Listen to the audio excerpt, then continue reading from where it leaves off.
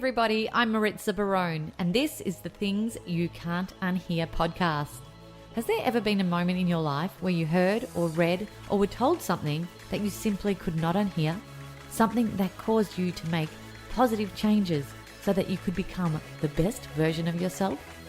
Well, we share this show with access to inspiring and empowering humans who will motivate you to become the happiest, healthiest, kindest, and most compassionate you. Sit back, settle in, and let this be the day you hear something that simply cannot be unheard. Well, hello, welcome to episode 101 of Things You Can't Unhear with a brand new intro sound for you all that will hopefully take us through the next 100 episodes. Today is a brand new conversation with Sally Kriel. At 38, Sally, a registered nurse, had a moment that completely floored her. She was diagnosed with bowel cancer. As a young mum with two very small kids, the news of her diagnosis was completely unexpected. And after some serious reflection, it caused her to change the way she viewed the world in order to create a pathway for recovery and do what she called thrive through her cancer. She's now on a mission to help others who are experiencing a cancer diagnosis through her blog, The Awakened Mumma, and her brand new book, A Woman's Guide to the Invisible Cancer Load. Sally says when people receive a cancer diagnosis, they enter into a new world of the unknown.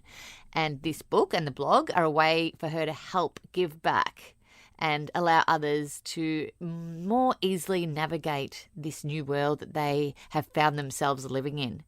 We had a heartfelt chat about her journey and learned all about the tools she used to create the mindset shift she needed to get through this period in her life. Take a listen.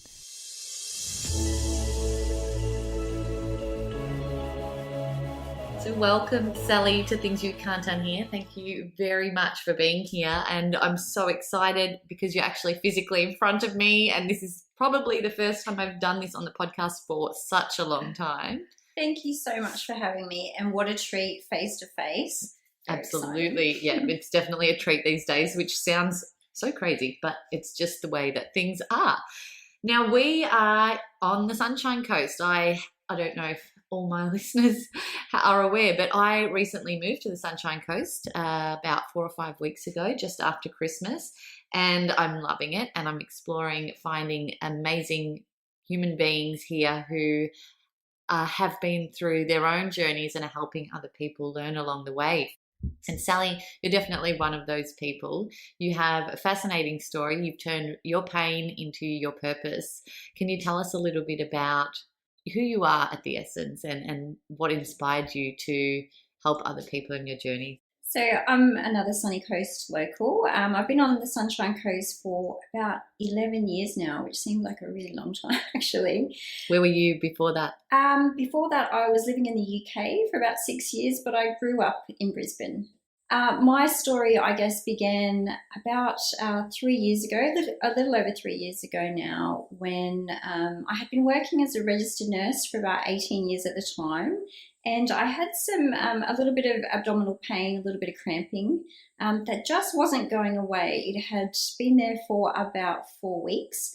And I had some new symptoms. So I thought I better see my GP about these new symptoms. And she said to me, well, I think we should probably do some further investigations. And those tests included a blood test, a abdominal ultrasound, and a colonoscopy. And 6 weeks later, I was having my colonoscopy. And when I woke up, the gastroenterologist said to me, Sally, I'm concerned about what I found. And we've sent off some tissue to get looked at further. And 3 days later, I was called back to the GP practice. And I put my 18-month-old and my three-year-old in the car, and we went down to the GP practice because, of course, being a nurse, I knew that information was not going to be good, and I knew that I needed to know straight away. So she said to me, I'm really sorry, Sally, you have cancer. And that was, I guess, the beginning of a new story and a new chapter. There are words that no one wants to hear, right? Yeah. And that from that sentence, your life has completely changed. I'm so glad that you're on the road to recovery and you're doing well. But you've made it an amazing, you've thrived. You call it you've thrived through cancer. And right here in front of me, I'm holding a book that you've just published called A Woman's Guide to Navigating the Cancer Load. Tell me about turning what was the worst sentence you've ever heard in your life into now helping so many others through this. I think it was about 3 months into my recovery period that I had one of my dark nights of the soul, and I thought to myself, if I'm struggling so much with my cancer recovery, how is everyone else doing this? So people who might be single parents, or people who have further advanced cancer than me, or no support, how are these people doing this? And it really just, I guess, occurred to me that I have skills that I can help other people. So going through my own journey, I'd learned a lot of lessons personally. A lot of things had surprised me, even as a healthcare professional. And I realised that I had something to share and something to give back. Mm. And then I guess I realised it was around about that point as well that I had been back to hospital quite a few times with some complications from my operation. And I thought, you know what I'm doing right now just isn't working. And I really took that time to self-reflect and think about what it was I needed in terms of my mindset and how I needed to change to have an easier recovery. What were those things that surprised you, or the holes that you saw that were lacking that you felt needed filling when it came to care? I think although I had really amazing healthcare, the hardest things that I found wasn't really the immediate hospital stay or the immediate aftercare. It was about when I got home and how would I manage as a parent. So I had, as I mentioned, an 18-month-old and a three-year-old. I had a husband who was still working. He had to go back to work. Myself, like a number of other people, we didn't have a massive village who could stop what they were doing. All of my friends worked, my parents worked. They couldn't just come in and sort of set up at home. So it was about a lack of information on how do I do this as a younger parent with kids. So how do I parent from the bedside? So I would look through information online, and I would think about how can I actually parent and recover at the same time. And the ages of your kids are 18 months and 3. I mean, that's a demanding age group, isn't it? There's no, they can't pick up on mummy needs a break or mummy needs a nap or, mummy can't do that right now. It's impossible for that age group. Yes, and I absolutely found that was a blessing in a disguise. So yes. The blessing being we didn't have to explain to our 2 young children what was going on with me, and that didn't scare them, I guess, but equally they didn't understand that mummy just needed a rest, and they needed that constant care and supervision, of course, at that age. I think as well the longer term side effects of cancer that we often don't hear about. So we don't hear about things about body image, self-esteem, the challenges with memory, for example. I had long struggles with nausea, deconditioning, challenges with getting back to work, all of those sorts of things, which are the longer term impacts on cancer. What I found was a lot of the information and focus was really about that acute care phase, so the surgery or the chemotherapy and the radiation therapy. So I didn't have to have the chemo and the radiation therapy, but I know that that's where most of the information is. So when I realised that, and I thought to myself, I can actually share my experience. I can help other people through these other invisible challenges, which we don't actually hear about. Did you take an integrated approach to healing? Yeah, I did. So I've been interested, I guess, in the holistic side of health and well-being for a number of years. Prior to the diagnosis? Yeah. But I found that this was, I guess, a deeper, I call it like the greatest self-development phase of your life. For anyone who is going through a challenge like cancer or another trauma. And it's a fantastic life lesson and a forced, I guess, self-development if you allow it. So there's always that caveat as well. And I found that combining the modern medicine with the things like naturopathy, acupuncture, I did a lot of as well. And then I really started to get deep into the mindset tools. So things like journaling, daily affirmations, visualization was really, really powerful for me, meditation. Yeah. So this, I guess, was a forced opportunity for me to really delve deeply into those things. And on my hardest days, I would just find myself laying on the lounge and listening to positive TED Talks or things that I would find even on YouTube. So there's plenty of great free tools out there just to reset my mind and to give myself something to focus on. And I'm a really big believer in the things you focus on grow. Yeah. And I really had to embody that. So there was definitely a long period of that sort of 3 months where I was really quite unwell, where I had gone through the life is tough. Why is this happening to me? This isn't fair to me, my family, my children. But then I realised that focusing on how can I just get better? What do I need to do? That forced approach, and that it was that anxious energy of I just have to get better, and why aren't I getting better? Yeah. But when I was able to take a step back and say, actually, Sally, that's just not working, and that's when that acceptance for me had to come in, and pausing and going, okay, let's focus on what I can control. So I can control what I'm scrolling through. I can control what I'm listening to, and I can control my thoughts, but I need help to get my thoughts into more of a positive frame. So that was, I guess, the beginning of like a really deep mindset practice. Yeah, I've got a whole bookshelf of books that talk about that, and the visualization, Dr. Joe Dispenza. It's been so powerful for so many people's healing journeys and their personal experiences with illness. And obviously meditation will help through calming the mind and that monkey mind and that those negative thoughts that can just continue to filter. But you've talked about acceptance quite a bit, and it's almost like a grief cycle that you've had to go through. Yeah. Would you agree with that? Yeah, absolutely. And I think it can't be forced, and it's I guess a timing thing for everyone is that little bit different.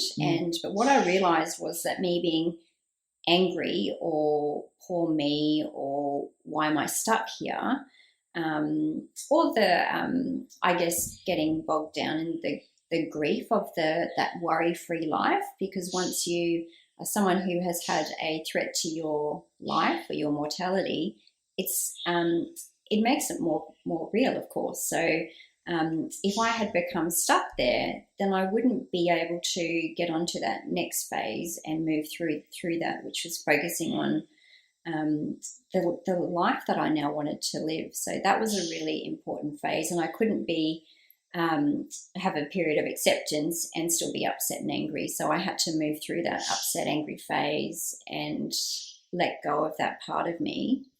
And just accept and love where I was, which is very hard when you're unwell and you're finding it very hard to just parent children, get through the day-to-day. So that was absolutely my greatest mindset challenge. And I knew that if I could overcome that, then I could do anything. Yeah. I've got one of your quotes here, and I read it on your blog, The Awakened Mumma. I pushed my body, mind and soul to a place of strength and determination that I didn't know existed. Yeah. How do we, this is what you mentioned earlier. It's that journey of self-growth and personal growth that you're forced to take. And so many of us wait till this boulder hits us to make that change. Tell me about that that quote that I just read out and what that means to you? I think for me, and like many other people who've gone through a massive life trauma, that physical and emotional strength that you have to dig deep into to pull yourself through and then out the other side, it's something that we just do not know that's deep within us until we have to find it. So if someone had said to me, 6 months before my cancer, Sally, you're going to go through this massive change. You're going to have this big transformation. It's going to be really hard. You're going to have cancer, but you're going to get through. I would have said, well, no, that I'm not going to do that. I can't do that. I've got 2 young children. It's impossible. But I could, and I did. And it was only through finding other things to focus on and through that positive self-talk, through getting that holistic approach with the modern medicine approach, that I could find the strategies to get me through each day.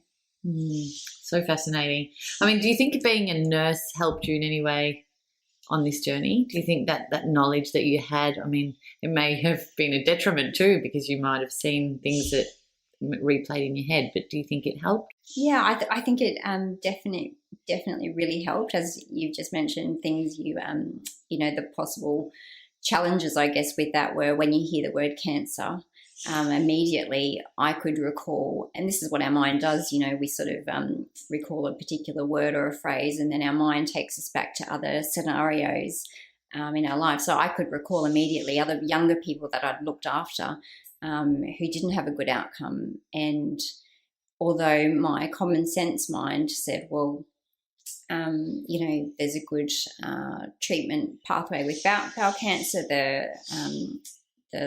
I guess treatments are much better these days. You've got a good chance of survivorship. It was still incredibly stressful.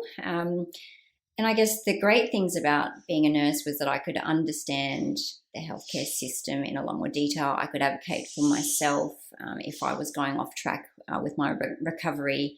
I knew the flags and I knew the things to ask for, and I knew the things to speak to my GP early about. So lots of advantages. That is very true. And I suppose, the good comes with the bad when you look at that journey and what you knew and what you still know and where you've come through from that. But looking at it now from where you are and what you've been through, how has your perception on life changed? How has your day-to-day changed? How has your mindset, the way that you interact with people, all of that life stuff, that general life stuff, how has that altered for you since this thing you couldn't unhear that happened to you, this massive life event? So much has changed. So for me, I guess I had to go through that forced period of deep self-development and that real slowdown, that pause, pivot and reset, I call it. And I guess the pausing was the forced time in bed, the forced time of just sitting with myself and my own thoughts, which can be a very challenging place and a scary place for a lot of us if you haven't ever had that time to do that. The pivoting was really about, well, what do I want to do now? Where do I want to be in 5, 10, 20, 50 years? And that reset was about, I guess, that deep connection with myself and understanding, I guess, and it sounds a little bit cheesy and cliche, but that life purpose. Yeah. So I was really able to, through this process, slow down and see what was really important for me and my children. I had been living in this constant achievement mode, busy rush, kids, let's go, let's get in the car, I've got to go, I've got to get to work, I've got to do this. Yeah. Weekends was about the house and the kids and that real sense of joy. I had lost that. I just not long gone back to work after having a second maternity leave. I was really busy and just on task mode. And I just really took that time and I've got goosebumps actually, just sort of thinking that when I reached that place of acceptance was also like a blessing moment. And I thought, hang on, I'm catching first words here. My youngest son was 18 months old. I'm helping my older son, just learn little things and see him develop in a different way that I would never have had that chance, And I remember walking down here at the Sunshine Coast at one of our beaches that we love to go to. And it was a beautiful, clear day, and feeling the sand on our feet, and just thinking, you know what, if I was at work right now, I would have just missed that. Or if I was really busy, I would have said, hang on, we've got an hour, we've got to go, we've got to make this a quick trip. But, it was a time where we could just pause and enjoy. And through my journey and the challenges, as I've mentioned, I was surprised about how much I didn't know as a nurse. And that was no fault of the medical care that I had. It's just the emphasis is on the acute care, what happens in hospital, but that ongoing survivorship phase, and that's the phase that everyone has basically after their cancer diagnosis, I just didn't have a lot of information and a lot of positive stories either. So a lot of the information that I was hearing was I guess more negative and more dramatic stories where women, of course, sadly were losing their lives. So I needed to hear other stories. And I thought, you know what, this is going to be my journey now. So when I had that pivot, I thought I want to help other women, particularly women with younger children, travel through their journey, but then through the other side into the what's next.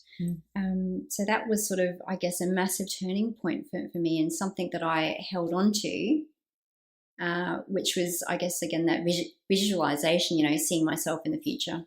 Yeah. I love that. And is that where the blog and the book stemmed from? Was that your stepping stone into being able to help people? Yeah, I guess I really wanted to make sure that I could reach people as broadly as I could. So getting my blogs out to people everywhere who can access a computer. So making something that's affordable and accessible was really important. Yeah. My book is really important because I also wanted to have something that healthcare professionals could pick up and read. So I've worked with a number of experts, so finance experts, medical oncologists, exercise experts, and other specialists, I guess, to come together to help give people really tangible information that I know is going to help their journey. Yeah. And you're working with Bloom Hill, which is a charity organisation now, as a volunteer. Is that right? Yeah. So I'm one of the Bloom Hill Cancer Care Ambassadors, which is a really fantastic organisation up here on the Sunshine Coast. Yes. And they help people here on the Sunshine Coast travel through their survivorship. So they help people of any age, so younger children right through to adults, older adults, and they help their families as well. So they have things like counselling, psychology, specialist nursing care, acupuncture, tai chi, meditation. They've even got a whole range of online programs now with COVID. But they are just a phenomenal not-for-profit organisation who fill a really important gap for patients and clients when they come back home from hospital. So it's such a fantastic honour to support those guys. How were they helpful for you throughout your journey? So I got in touch with Bloom Hill about 6 weeks after my cancer diagnosis. I'd heard a lot of really fantastic things from colleagues and other friends, and I spoke to them about some support for some counselling, as well as some acupuncture and I had meditation, yoga, a whole range of services. So it was really fantastic. Well, good. I'm sure that Bloom Hill will continue to help so many others who are experiencing this situation. Is it an Australia-wide organisation, or is it a local Queensland organisation? Bloom Hill is local here for the Sunshine Coast, but they certainly have links to other organisations across Australia. Right. But they specialise in supporting people here on the Sunshine Coast, which is really fantastic. We definitely need more Bloom Hills. And something really fantastic about Bloom Hill is that in the middle of last year, they were able to secure one of Australia's first bowel care nurses, which is absolutely amazing. So a really big goal of mine is to help Australia see bowel care nurses rolled out across Australia. So in the same way that we have McGrath nurses for breast care, prostate care nurses, leukemia nurses, we really do need to have bowel care nurses. So it's really fantastic. Bloom Hill has done an amazing job. That's so amazing. You've obviously got lots of incredible goals moving forward, coming through this, and the book is one of them. The blog is another. I've seen you've had your blog shared on Mamma Mia, which is huge as well. What else? What's the goal? Where do you want to see this book? Whose hands do you want to see it in, and how can we help you get it out there? Oh, thank you. I would love to see this book be the book that every woman across Australia receives when she is in that first phase of her cancer treatment. So for all of the women out there who are supporting other women, for all of the healthcare professionals working with women who support women through their cancer, I would love to see women access this book. I would also love to see healthcare professionals read it and just get a little bit of an insight into what it's like to be a woman with cancer and the other things that we'd love to hear about, but we don't hear a lot about, so that they can help to, I guess, curate the information that they give. And as I've mentioned, I've had a lot of specialists work with me on the book as well, just to make sure that we're providing a really good picture on what women need. I've gone out to our cancer communities and gotten their feedback, so that's really important as well. So it's not just my story, it's feedback from other women across Australia and the experts as well. Well, for you, being in the healthcare industry and being a nurse and being, one-on-one with patients, face-to-face with patients, I'm sure you've become 1,000 times better at your job and knowing how people are feeling and what they're going through. Yeah, one of the pieces that I wrote about was about empathy in healthcare.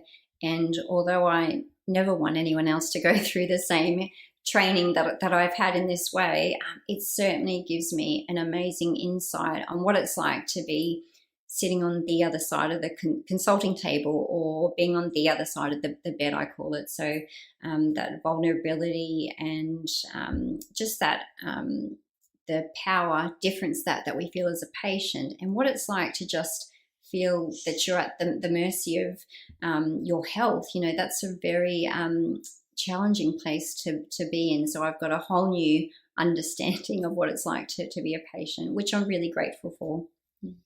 What area of the hospital do you work in? So at the moment, I obviously am working on my book and doing other things, but I work in quality type role as well at the hospital, and I've had a really great sort of long career. So I've worked in intensive care for a really long time. I've worked in a whole lot of medical, surgical, different wards. I've done a whole lot of different things. So it's really exciting to sort of bring it all together. Yeah, well, I'm sure you've seen a lot and experienced a lot as well.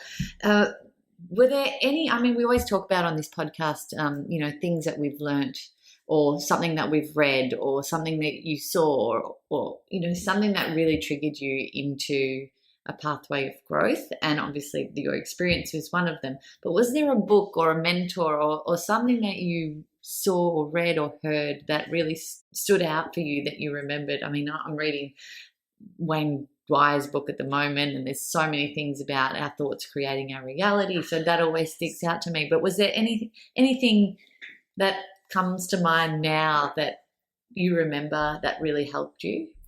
Yeah, Wayne Dwyer, obviously a fantastic role model. Very early on, I got into Louise Hay, so I had heard of her work before. So she was one of my great mentors. I would play on YouTube Abraham Hicks. Yes, love. Just basically non-stop. So on my hardest days, I would have Abraham Hicks just playing all day. It really helps to rewire your thoughts, doesn't it? It's that complete reset and that understanding is I have power here. So for me, when I was feeling so unwell, I would tell myself I don't have any power. I'm at the mercy of illness. I can't get better. I'm not getting better. And that was like on replay in my mind because I was feeling so physically unwell. But then when I had that opportunity and that shake up, I guess, it was like that the universe said to me, Sally, if you don't stop this, you actually aren't going to get better. And I went, oh, hang on. And as I mentioned, you know, that reflective time when I'd gone back to hospital, and I went, I'm not getting anywhere here. I need to change what I'm doing. And so Louise Hayes, Abraham Hicks, Wayne Dwyer, basically anything on, I found the Hay House radio. Yeah. So I'd play that as well. Just a whole lot of motivating TED Talks I would sit and listen to as well. Brené Brown, she was fantastic. One of my husband's colleagues said to him, Sally needs to read Lee Sales' book, Any Ordinary Day. Mm-hmm. And I don't know if you've heard of that book. I haven't. It is so fantastic. It's about, so she shares her experience of nearly losing her life, having her second son. And through that journey, she has spoken to a whole number of Australians who have undergone massive transformations after their own trauma. So Stuart Diver, for example, you know, how have these people taken a massive trauma in their life and come out the other side and transformed? And just these stories, and I read them, and it was probably, I'm going to say maybe 4 or 5 months into my recovery, and it was such a wake-up call for me. And I just thought to myself, Sally, if these people are doing this, get up and go. And that was what was playing through my mind. Like, I'm going to kick cancer's butt. It was just move and stop. I'd done enough sitting and enough thinking and enough dwelling, and now was the time to go. And it was like I had this, this super force inside of me. It was a slow super force, but it was there.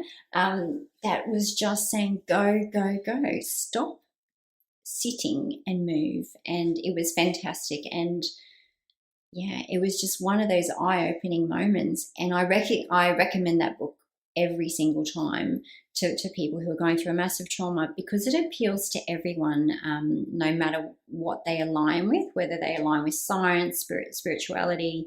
It just suits everyone. So you're the third person who I've had on the podcast with a story similar. They've thrived through cancer and come out the other end, thankfully, and are helping people along in their journeys now. All three of you mentioned Louise Hay. I have read that book. I feel like everyone should be gifted that book at birth because it was revolutionary to me as well. There was a comment by one of the guests later on after we shared the podcast saying that perhaps that thought may have become a bit dated for her now, and she looked back on some of the Louise Hay stuff and thought that it may have caused her to feel guilt for feeling those thoughts that then perhaps created her illness. Mm. And that opened a big question for me. There's a lot in that, because I remember for the first time, I think it was Michael Singer was talking about in his books, The Untethered Soul, was talking about how our thoughts are creating our reality. And I started getting very conscious of my thoughts and worried that don't think anything bad, because if you think something bad, it's going to... So it started making me a little bit crazy at some point. But what are your thoughts on that? I'd love to hear whether there was any guilt involved for thinking things that then perhaps created disease, like Louise Hay talks about in her texts. Yeah, I think I really like what you're saying, and that obsession I think you can move into, particularly with the law of attraction type work. So I go between two camps for myself. So I think firstly I was on a path, and I think I've been given a really big job by the universe, and deep down I really feel that's right for me. I think for me, I don't believe I caused my illness, and I definitely don't want anyone to walk away from reading a book or listening to something and feeling complete guilt around this is all my fault. I don't feel that that's right. But for me, I definitely feel that I was on a path, and I feel that this was going to happen to me. But I also feel that I was living, as I mentioned, in a state of no joy and day to day. And I do believe that the universe drops you little signs. So the universe will suggest things like, I think you need to have a holiday, or I think you need to look at this relationship, or I think you need to look at your work, or you need to look at these things. So you'll get signs. You might sprain your ankle and make you slow down. How to slow down, exactly. And if you don't take those lessons, and this is purely my beliefs, then you do get thrown a boulder or a forcing function. Where the universe says, well, okay, if you're not going to do this, then I'm going to do it for you. And that's sort of what I feel has happened to me. So I go between the two camps. One, it was always going to happen, and perhaps it could have happened in a number of different ways, but I have a big job to help women with cancer, and I also feel like I've got a big job in the bowel cancer space. And the other thing that I feel is that I just wasn't listening to the slowdown, and I wasn't appreciating what I had. And I can honestly say that I didn't have enough gratitude and enough just that pausing and appreciation of the life that I had created. I was always wanting to be better, or to, and by better I mean a better person, and to do more. So it was like a forcing function to me to make me stop and listen. It's that constant hustle that we all have. Yeah. I mean, I'm listening to you now, and I picked up on this last night because I've also read a lot of these books. But I'm spending time with one of my daughters last night. It was one-on-one time, and we hadn't had that in so long. And I was frantically cleaning up, doing dishes, getting the house in order. And she said to me, "Mum, are you still cleaning?" And I thought, what am I doing? I have this precious day that it's just the two of us for the first time in forever. I could be spending so much quality time with her, but I'm so worried about making sure that the house is in order and perfect and the dishes are done that I'm wasting that precious time. And so I was like, screw these dishes. They're staying in the sink until the morning. Sat down, we had a chat, we ate some popcorn, we watched a movie. I'm glad I picked up on it because, Yes. like you said, you get the boulders. If you don't, you get that something's going to shake you up, something's going to wake you up. So if you're listening out there, don't let the boulder shake you up. Look out for these clues. Look out for these hints from the universe, from your kids, anyone in your life who's craving more of your attention, or even for yourself. Like, take some time out. Go for a walk along the beach. Spend some time in nature.